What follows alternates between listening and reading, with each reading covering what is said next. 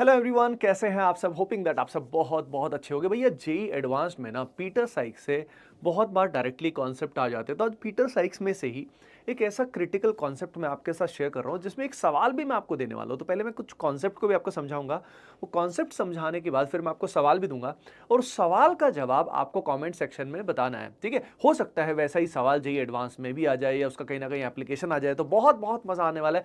Hopping that you all are excited. तो पहले से ही फुल जोश में यस लाइक तो कर दीजिए। देखो यार, ये जो पर्टिकुलर कॉन्सेप्ट है इसके अंदर सबसे पहले ये समझना है कि कॉन्जुकेशन से होमो और ल्यूमो के गैप पे क्या फर्क आता है। जैसे कि आप सभी को ये बात पता होगी, जैसे कि फॉर एग्जांपल ये सिंपल कॉन्जुगेटेड डाइन है। You can see that this is a simple conjugated diene. भाई दो पाई बॉन्ड्स आपस में रेजोनेंस कर रहे हैं ना। अब यहाँ पे कितने पाई बॉन्ड रेजोनेंस कर रहे हैं? यहाँ पे 3 पाई बॉन्ड रेजोनेंस कर रहे हैं। यहाँ पे आप देख सकते हैं in this particular case there are 2 phenyl rings, उसके अलावा एक एल्कीन भी यहाँ है, यानी कॉन्जुगेशन का एक्सटेंट पहले से काफी बढ़ गया है। लेकिन मैं आप सभी को बता देता हूं कि अब ये जो कॉन्जुगेशन है, इस कॉन्जुगेशन का कलर से क्या लिंक है उसी बारे में हमें बात करनी है। तो यहां पे अगर मैं कॉन्सेप्ट के बारे में बताऊं आपको, तो यहां पे बेटा इन तीनों में जो कलर आता है वो क्या आता है? कलरलेस आता है। All of them are actually colourless, नील बटा सन्नाटा। कोई कलर नहीं आता, कोई रंग नहीं आता। अब रंग किस वजह से आता है, रंग किस वजह से आता है, ये अपने को समझना बहुत बहुत जरूरी है। और नॉर्मल कॉन्जुकेशन में रंग नहीं आता है, लेकिन जब कॉन्जुकेशन एक्सटेंडेड होती है, यानी एक लेवल से अधिक हो जाती है, तब कलर आता है। अब वो लेवल कौन सा है वो डायरेक्टली देख के तो समझ में नहीं आ सकता, क्योंकि कॉन्जुकेशन तो यहां भी बहुत है, राइट। तो कुछ फैक्ट्स होते हैं और क्वेश्चन का लैंग्वेज समझ के हमें आइडिया लग जाता है कि हाँ क्या होने वाला है। जैसे कि फॉर एग्जांपल डाइज में जो कलर आता है आप सभी जानते होंगे। भाई आप सभी को याद होगा बीटा नेफ्थॉल जो है वो, जब एक बीटा नेफ्थॉल के साथ जो हमारी डाई बनती है, डाइजेस्टाइजेशन के बाद उसका कलर कैसा होता है, बीटा नेफ्थॉल वाले का रेड कलर होता है। ठीक है, फिनॉल के साथ जो डाइजोनियम सॉल्ट जब रिएक्शन करता है डाई बनता है, ऑरेंज बनता है। उसके अलावा एनिलीन के साथ आपको याद होगा कौन सा कलर बनता है, येलो बनता है। ठीक है, इसमें रॉय याद रखना होता है, रेड ऑरेंज येलो, है ना, बीपीए रॉय। तो जिसको भी ये नहीं पता है उसको पता होना चाहिए, ट्रिक भी पता होना चाहिए, बीपीए रॉय। अब यहाँ पे बीपीए रॉय के अंदर जो बीपीए है इसको बिपाशा दिमाग में रख सकते हो, बाकी आपकी मर्जी जो रखना है। ठीक है, अब यहाँ पे या बप्पा भी रख सकते हो। ठीक है, डिपेंडिंग ऑन आपका थॉट प्रोसेस क्या है, संस्कार किस प्रकार के हैं।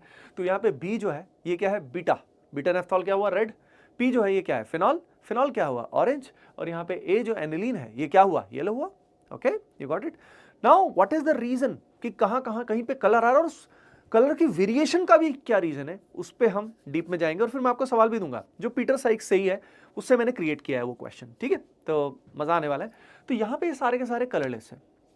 होता क्या है, देखो यहाँ पे जो एटॉमिक ऑर्बिटल्स होते हैं, जैसे कि आप देखते हो ये जो पाई बॉन्ड आपको दिखाई दे रहे हैं, जैसे 3 पाई बॉन्ड है। अब ये 3 पाई बॉन्ड है, तो 3 पाई बॉन्ड कितने कार्बन एटम्स हैं यहाँ पे involve? As you can see total 6 carbon atoms are involve. 1 2 3 4 5 6। अब ये 6 के 6 जो कार्बन एटम्स हैं, इनके जो पी ऑर्बिटल्स हैं, इनके जो एटॉमिक ऑर्बिटल्स हैं, वो आपस में मिलकर कंबाइन करते हैं। आप सभी को याद होगा LCAO, linear combination of atomic orbitals, जो हमारा एमओटी का थ्योरी रहता है उसके हिसाब से ये जो एटॉमिक ऑर्बिटल्स हैं इन 6 कार्बन्स के, ये एटॉमिक ऑर्बिटल्स आपस में कंबाइन करते हैं। जब ये आपस में कंबाइन करते हैं, राइट, तो कंबाइन करके या तो BMO बनते हैं।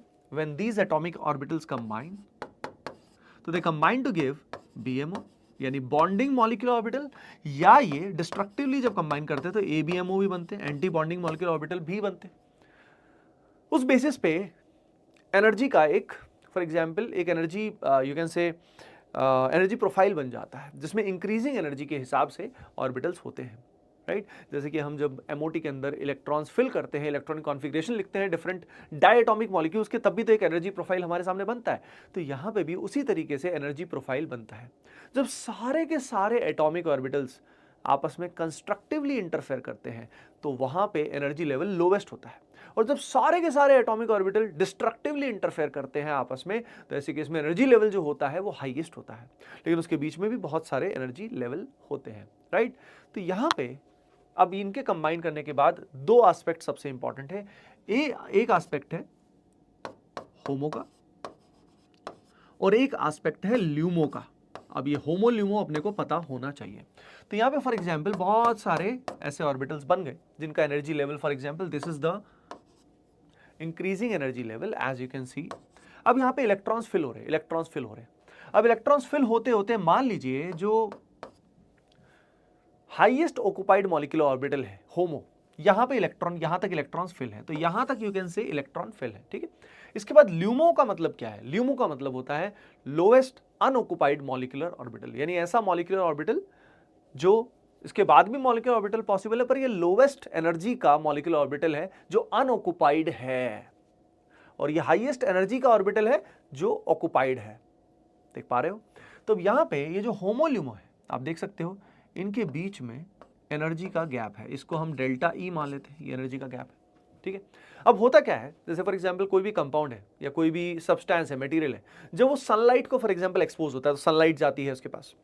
अब सनलाइट में जब फोटोन्स जो है वो पड़ते हैं, तो फोटोन्स की प्रेजेंस में क्या होता है भाई, फोटोन्स जोशीले एनर्जी प्रोवाइड करेंगे, जिससे क्या होगा, ये इलेक्ट्रॉन यहाँ होमो से किस में जाएगा, ल्यूमो में ट्रांजिशन करेगा। यानी यहाँ पे सबसे इंपॉर्टेंट बात अपने को समझनी है कि यहाँ पे क्या होता है बेटा, यहाँ पे जो होमो है इससे ल्यूमो में ट्रांजिशन होता है। अब होमो ल्यूमो में ट्रांजिशन होगा तो इस ट्रांजिशन के कॉरस्पॉन्डिंग एक वेवलेंथ होगा, समझना सभी, इस ट्रांजिशन के कॉरस्पॉन्डिंग एक वेवलेंथ होगा। अब ये जो वेवलेंथ है, अगर ये विजिबल स्पेक्ट्रम में लाई नहीं करती, मान लीजिए यूवी रीजन में लाई करती है, या तो बहुत ही कम है, यानी विजिबल स्पेक्ट्रम में अगर वो लाई नहीं करती तो कलर नहीं आएगा, वो कलर नहीं आएगा। यानी होता क्या है, जब कॉन्जुगेशन बहुत ज्यादा नहीं होता तब तक होमो और ल्यूमो का गैप बहुत ही अधिक होता है। तो बात समझ में आ रही है कि होमो और ल्यूमो का गैप बहुत ही अधिक होने की वजह से जो एनर्जी का एब्जॉर्प्शन है, जिससे एक्साइटमेंट होगा इलेक्ट्रॉन का, that will lie in the UV region, जिस कारण कलर तो आएगा ही नहीं। यानी कलर आने के लिए यहां पे एनर्जी का जो गैप है वो कम होना चाहिए, और कितना कम होना चाहिए, उतना कम होना चाहिए कि वो विजिबल स्पेक्ट्रम में लाई कर सके। विजिबल स्पेक्ट्रम आप जानते हो, कलेक्शन ऑफ फ्रीक्वेंसीज हैं जो हमें विजिबल होती है, राइट। तो यहां पे विजिबल स्पेक्ट्रम में लाई नहीं करता। तो अब होता क्या है, with more and more conjugation the gap between homo and LUMO decreases. तो होमो और ल्यूमो का गैप जो होता है बेटा वो डिक्रीज होता जाता है। अब जैसे डिक्रीज होता जाता है तब वो फाइनली विजिबल स्पेक्ट्रम में आता है और दुनिया रंगीन हो जाती है, एकदम से हसीन हो जाती है ना। कितनी अमेजिंग बात, ठीक है। अब यहां पे बात आ जाती है, अब वो जो क्वेश्चन की बात आ जाती है कि यहां पे अब कलर क्यों आया, ये तो समझ में आ गया आपको। तो ये चीज दिमाग में बसा लीजिएगा। With extended conjugation what happens is, with extended conjugation the gap between homo and LUMO decreases and that lies in the visible spectrum.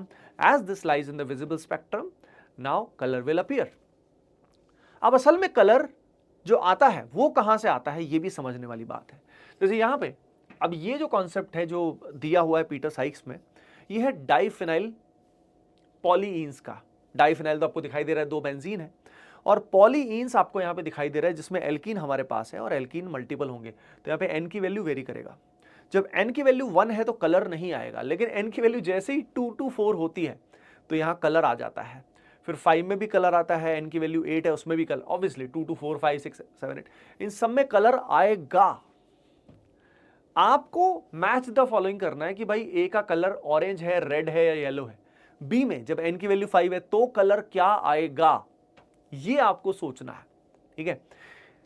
इसके अंदर भी अगेन मैं एक कॉन्सेप्ट आपको बता देता हूं, ठीक है। इसके अंदर हिंट मैं आपको दे देता हूं और उसका यूज आपको करना है, फिगर आउट करना है, लेकिन ध्यान रखना, अगेन खुद का दिमाग लगाना। अगर आप सारा जीपीटी वगैरह से पूछोगे तो एडवांस्ड में आपका भेजा बिल्कुल भी नहीं चलेगा। You got the point. तो मैं आपको बताता हूं, फिर सभी के सभी कमेंट सेक्शन में अपना जवाब देना, रीजन भी लिखना, ठीक है। देखो यहां पे एक्चुअली ओवरऑल फंडा ये होता है कि जो गैप होता है होमो और ल्यूमो के बीच में, जब एनर्जी, जब फोटोन उस पर पड़ेगा इलेक्ट्रॉन पे, तो वो एब्जॉर्ब करके ऊपर चला जाएगा, यानी ल्यूमो से होमो में चला जाएगा। अब उस समय जो उसने फ्रीक्वेंसी एब्जॉर्ब किया, ध्यान दीजिए, जो फ्रीक्वेंसी उसने एब्जॉर्ब किया इलेक्ट्रॉन ने, कलर उससे नहीं दिखेगा। कलर दिखेगा जो वेवलेंथ रिफ्लेक्ट हुई, यानी आपकी आई तक तो वही पहुंचेगा ना। तो ध्यान से समझने वाली बात यह है कि आपकी आई तक क्या पहुंच रहा है, आपकी आई तक वो फ्रीक्वेंसी नहीं पहुंच रही है जो होमो से ल्यूमो एक्साइटेशन के लिए लगी है। होमो से ल्यूमो एक्साइटेशन में जो एनर्जी एब्जॉर्ब हुई है, जो फ्रीक्वेंसी एब्जॉर्ब हुई है, वो तो एब्जॉर्ब हो गई, यानी बाकी हिस्सा लाइट का रिफ्लेक्ट हो गया, क्योंकि लाइट तो पूरी आई थी।